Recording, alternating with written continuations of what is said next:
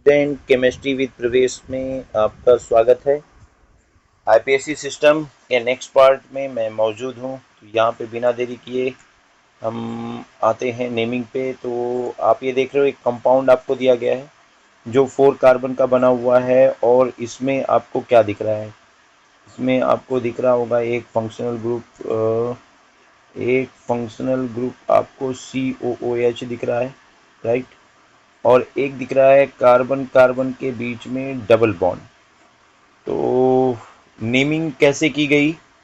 Naming की गई कि जब आप नेमिंग करने जाते हैं ना, तो नेमिंग करने के लिए आप क्या करते हो कि जहाँ पे COOH है, क्योंकि आपको ये पता होना चाहिए COOH ये आपका आपका प्रिंसिपल फंक्शनल ग्रुप है।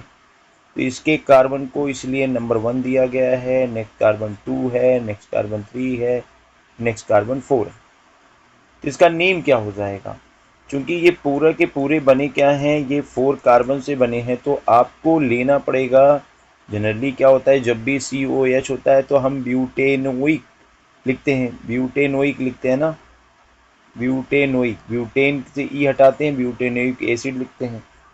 लेकिन एक बात आपको ध्यान में रखनी होगी, वो क्या रखनी होगी?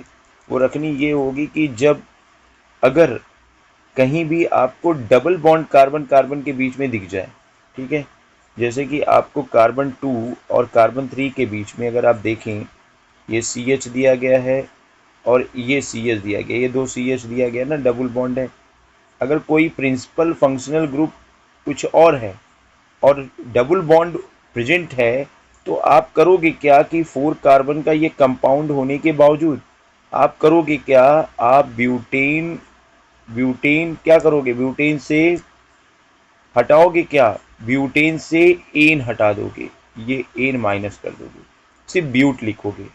और चूंकि आपका ये सब्स्टिट्यूएंट है, तो किस नंबर पे है? 2 नंबर पे, इसीलिए देखिए 2 लिखा गया, फिर हाइफन। और आपको पता है कि आपको प्रीफिक्स यूज करना है, तो प्रीफिक्स में हम क्या करते हैं? प्रीफिक्स में हम इन का उपयोग करते हैं, तो इन लिखा गया। और 1 नंबर पे आपका ओइक है, आप चाहो तो ठीक है, क्योंकि ये प्रिंसिपल फंक्शनल ग्रुप एक साइड ही होता है, आप यहाँ पे ओइक एसिड भी लिख सकते हो, ब्यूट 2 इनोइक एसिड लिख सकते हो, तो जो नेम दिया गया है, राइट। चलिए नेक्स्ट आते हैं। नेक्स्ट कंपाउंड में आप देख रहे हो यहाँ पे आपको एक फिनाइल ग्रुप मिल रहा है C6EH5, एक फिनाइल ग्रुप मिल रहा है, ये आपकी फिनाइल ग्रुप है। और इसके साथ एक साइड चेन दी गई है। इस साइड चेन में आपको क्या दिख रहा है? इस साइड चेन में आपको एक डबल बॉन्ड भी दिख रहा है और इसी साइड चेन के एक कार्बन के साथ आपको यहाँ पे OH भी दिख रहा है। यानी कि ये अगर देखा जाए तो आपका कंपाउंड क्या है? ये कंपाउंड एक एल्कोहल है। फिनाल नहीं कहेंगे, क्योंकि OH जब भी ध्यान दीजिएगा कि अगर किसी भी फिनाइल ग्रुप में OH डायरेक्ट बॉन्डेड है, OH डायरेक्ट बॉन्डेड है, तब ये फिनॉल होता है, तब ये फिनॉल होता है। तो OH डायरेक्ट बॉन्डेड नहीं है, बल्कि साइड चेन के कार्बन के साथ जुड़ा हुआ है, तो हम इसे फिनॉल नहीं बोलेंगे। तो नेमिंग कैसे की गई है? क्योंकि प्रिंसिपल फंक्शनल ग्रुप आपका OH है, ये आपका प्रिंसिपल फंक्शनल ग्रुप है, तो जिस कार्बन से ये बॉन्डेड है ना, बधा हुआ है, उस कार्बन को नंबर 1, नेक्स्ट कार्बन को 2, नेक्स्ट कार्बन को हम क्या दे देंगे? नेक्स्ट कार्बन को हम 2 दे देंगे, फिर नेक्स्ट कार्बन को 3 दे देंगे। अब देखिए क्या हुआ कि ये जो ग्रुप है आपका, ये सब्स्टिट्यूएंट हो गया, गेस्ट हो गया। तो पी से क्या आता है? पी से आपका पी से आता है फिनाइल, राइट, फिनाइल, राइट। तो हम क्या करेंगे कि इसका नाम दे देंगे 3 फिनाइल, क्योंकि 3 नंबर के कार्बन से है, इसीलिए नाम देखिए 3 फिनाइल। अब मैंने आपको पहले भी कहा 3 फिनाइल लिख दिया कि जब भी डबल बॉन्ड अगर उपस्थित है, तो 3 कार्बन के एल्केन को हम प्रोपेन बोलते हैं, ठीक है। तो उससे हम एन माइनस कर देंगे, एन माइनस करेंगे, तो इसीलिए सिर्फ हमारा बचेगा क्या? हमारा बचेगा प्रोप, प्रोप बचेगा। तो यहाँ प्रोप लिखा गया। किस नंबर पे है ये?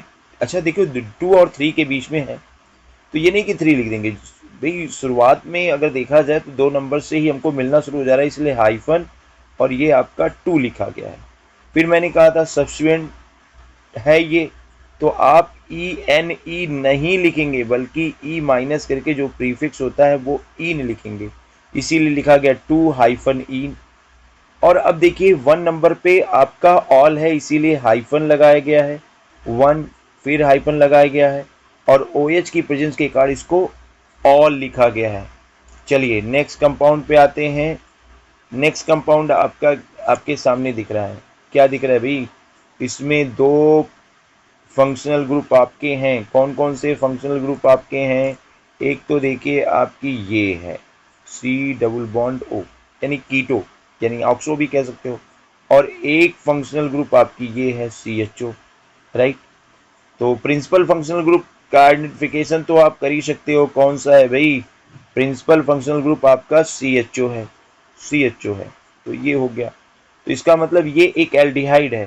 तो नंबरिंग की गई, नंबरिंग की गई, नंबरिंग किस नंबर से की गई, तो देखो नंबरिंग हो गया 1, प्रिंसिपल फंक्शनल ग्रुप के कार्बन को 1, ये 2, ये 3, ये 4 हो गई। तो आपका 3 नंबर पे कीटो ग्रुप है, तो आप इसको लिखते हो 3 हाइफन ऑक्सो।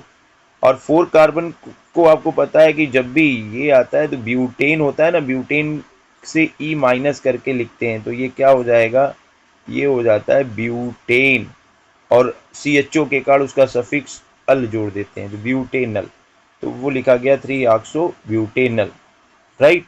चलिए आगे बढ़ते हैं। फिर देखिए एक कंपाउंड दिया गया है, एक कंपाउंड आपका कौन सा दिया गया है, आप ध्यान से देखिए, ये लिखा है प्रोपेनोइक एनहाइड्राइड। एक्चुअल में इसको हम थोड़ा सा एक्सप्लोर कर दें तो आपको क्या दिखेगा, CH3 CH2 CO, whole twice लिखा गया है, और ये ऑक्सीजन, फिर CH3 CH2 CO।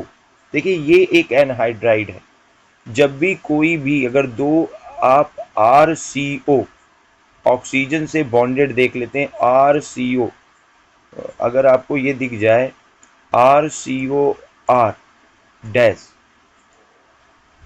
भाई अगर R, अगर आप ये देखो ROR होता है तो ये क्या कहलाता है, ये ईथर कहलाता है, ये ईथर कहलाता है।